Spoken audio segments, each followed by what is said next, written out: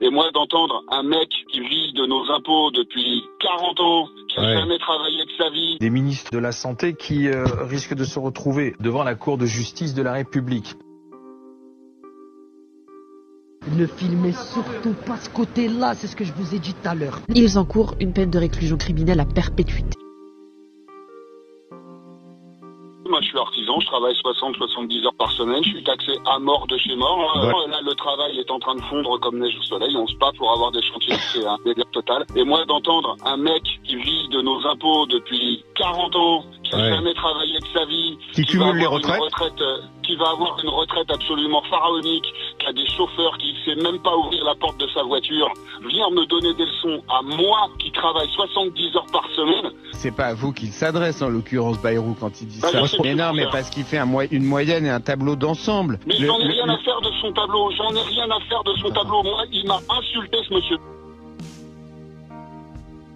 Ce sont 3 ministres, Madame Borne, Monsieur Neuder et Madame Vautrin, des ministres de la Santé qui risquent de se retrouver devant la Cour de justice de la République parce que il y a aujourd'hui des familles de personnel soignant qui estiment qu'ils doivent répondre de leurs responsabilités, suicide et harcèlement moral à l'hôpital. Avocate de 19 plaignants au total. Compte tenu de très nombreux suicides et décompensations graves qui sont intervenus et de situations particulièrement problématiques au sein des hôpitaux, c'est la façon dont certains personnels sont utilisés comme de simples matricules, qui sont positionnés pour espérer organiser la permanence des soins pour que l'hôpital ne s'arrête jamais, parce qu'on est en tension de personnel, parce qu'aujourd'hui très clairement il n'y a plus beaucoup d'hôpitaux qui peuvent fonctionner en assurant la permanence des soins, des personnes qui sont manipulées, qui sont épuisées et qui ont un extrême dévouement. D'ailleurs je tiens à dire que l'hôpital tient quasi exclusivement sur le dévouement des personnels. Ce sont les ministres directement qui, en fonction de leur mission dévolue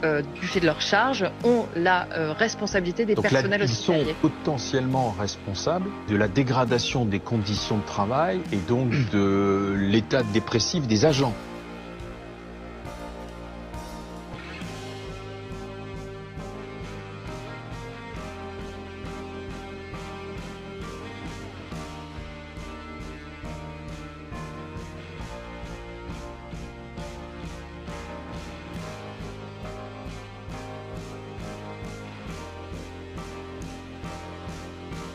Oh, ne filme surtout pas ce côté-là. Pas de problème. Ce côté-là, c'est mort. Ok. Filme là-bas, mais pas ce côté-là. Ok, pas de problème. Ne filmez surtout pas ce côté-là, c'est ce que je vous ai dit tout à l'heure. C'est ce que je t'ai dit là-bas, ne filme surtout pas ce côté-là. Ce côté-là, oublie-le. Ok. Là, oublie-le. Non, pas de problème. Aucun problème. Tout va bien dans cette ville, il n'y a pas de problème de violence, délinquance Il y a beaucoup des dealers, il y a beaucoup de délinquants. Mais je veux partir de Mulhouse, parce que j'en ai marre. Reconquérir un point de deal, c'était l'origine de la fusillade qui avait eu lieu à Rennes le 17 avril dernier dans un quartier populaire gangréné par le trafic de stupéfiants. Au total, 4 hommes âgés de 21 à 23 ans, suspectés d'avoir tiré à plusieurs reprises en pleine journée, ont été mis en examen et écroués. A annoncé ce mardi le parquet de Rennes. Ils encourent une peine de réclusion criminelle à perpétuité. Les 4 hommes, 3 de nationalité française et 1 de nationalité congolaise, sont déjà connus pour de multiples délits et, d'après le magistrat, impliqués dans le trafic de produits stupéfiants organisé par un réseau d'individus originaires de la région parisienne depuis le mois de janvier.